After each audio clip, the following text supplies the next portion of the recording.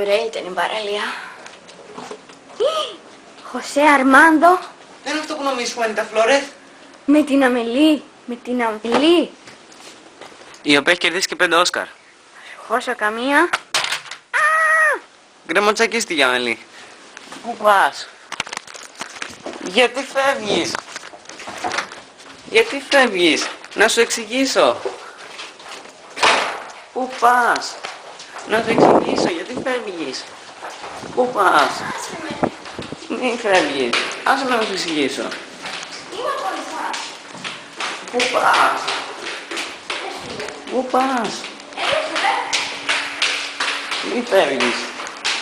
Έλα Χουανίτα, μην φεύγεις.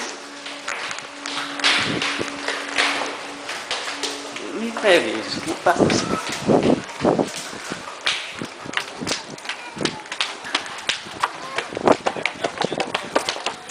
Κάτσε να σου εξηγήσω. Άφησε με να σου εξηγήσω. Ήταν όλο ένα ατύχημα. Όχι, άσε μας. Έλα. Να σου χώσω καμία. Καλά να πάθεις. Εσύ που με απάτησες με τη Χουάνα την Παρθένα, τη Λούνα την ωραία κληρονόμου, τη Ροξάνη την ελεύθερη γυναίκα, τη Μαριάννα της νύχτας, την Κορέν την αγριόγατα, τη Βαλεντίνα έρωτας extra large, τη Τζέιν του Τερζάν, τη Σταυτομπούτα, τη Χιονάτη και τώρα με την Αμελή. Καλά να πάθεις. Σε σκότωσα, σε σκότωσα.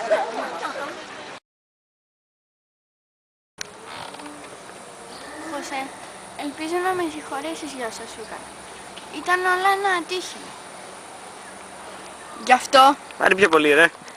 αγνοώ τον ηλίθιο καμεραμάν και συνεχίζω. Χωσέ και Μάικλ Τζάκσον, σας έρχομαι. Λεπίδικο φτερό. Εδώ είναι το θικάρι σου.